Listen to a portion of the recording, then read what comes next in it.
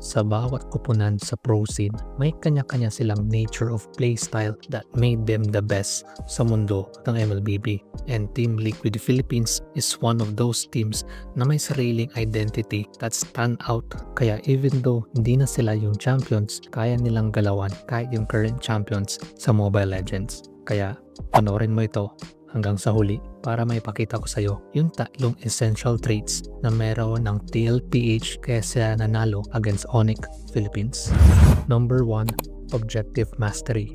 If there's something na sobrang nagamay ng Team Liquid kahit noong echo pa sila is yung understanding nila ng objective taking. For example, in this scenario, nung napita si King Kong, immediately balik sa lanes yung Team Liquid and dito magsisimula yung understanding nila sa objectives. Knowing -1 ng ONIC, Team Liquid will do something very interesting. So tamang clear sa mid lane tapos rotate si Carl TZ sa top lane. What's shocking is binitawan ni Sanford yung lane niya and binigay niya kay Carl kasi pa-rotate siya sa baba. Medyo weird pero sobrang lalim na strategy. Bakit nila ginawa yon? Una, makakatulong siya sa lanes ng kampi niya without worrying na mapupushan yung lane niya kasi mabilis naman yung clearing potential ng Joy. And that puts pressure sa other lanes ng kalaban while stalemate yung taas. So by that time nalaman ng ONIC yung gagawin ng Liquid, nag-recall si Kirk para gayahin si Sanford. However, nauna na yung side ng Team Liquid sa pag-clear sa mid lane and that creates pressure.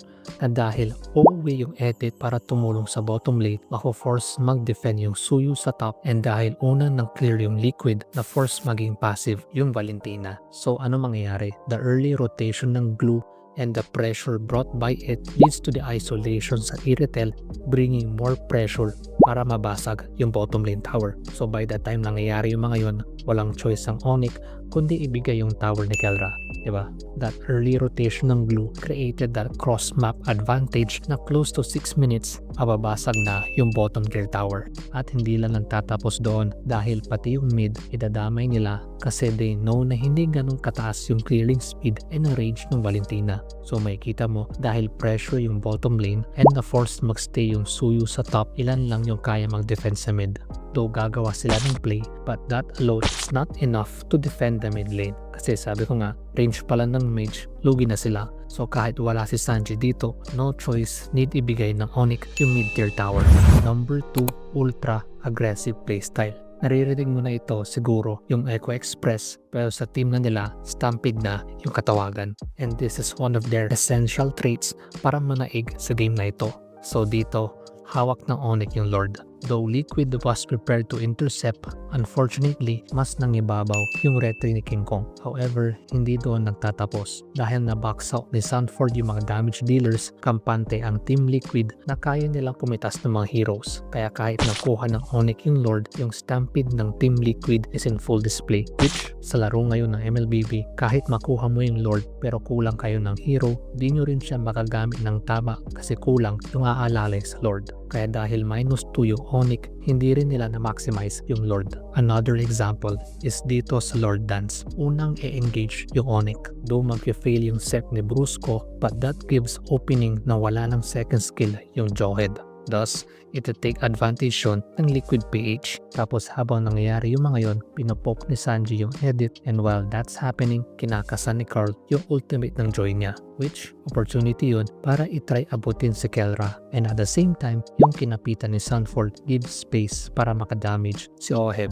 Maraming nangyayari pero yan ang gusto ng Team Liquid, chaos. Kasi doon lumalabas yung ultra aggression nila. And that aggression will pay off kasi 2-for-1 yung makukuha nila. Kaya di ka na rin magtataka bakit maganda yung synergy ni Oheb sa Team Liquid kasi kahit nung blacklist pa siya talaga yung aggressive damage dealer nila Oh My Venus and the gang. And number 3, which is abusing the advantage. If there's one trait na embedded sa Team Liquid even way back their Echo days, kung lamang sila, aabusuhin nila. Though it simply means maximizing yung kalamangan, pero the way how they play it is abusive yet smart in some way. So dito nagsasama-sama na yung bawat koponan kasi both are preparing na baka may teleportation from both sides. But because Liquid has the upper hand in terms of map control, mas magagamit nila yung diversion in the most unexpected fashion, in which ginamit nila yon outside of the map. And dahil wala na yung top tier tower, walang vision ng ONIC sa area na yon, and together with the conceal ng Team Liquid, hindi in-expect ng ONIC yung behind the back gank ng Team Liquid, and the rest was history. Swak yung analysis. It may seem easy yung ginagawa ng Team Liquid, but they will have their ups and downs sa game na ito. But because they stick to their unique traits and part na ng team playstyle nila, yung mga ganun na galawan, kaya nilang i-pull off yung mga ganun na high risky plays. Risky pero worth it. Once alam nila yung abilidad ng team nila na kaya nilang paganahin yung ganun na risky decisions. Check mo tong video na ito. Kung meron mang naging factor kaya kayang gawin ng Liquid yung mga ganun na playstyle is because of how Sanford play the EXP lane. Check mo to, baka may matutunan ka. Comment your thoughts below. Pakinggan natin yung mga yan. Thank you, mga plays. Let's go.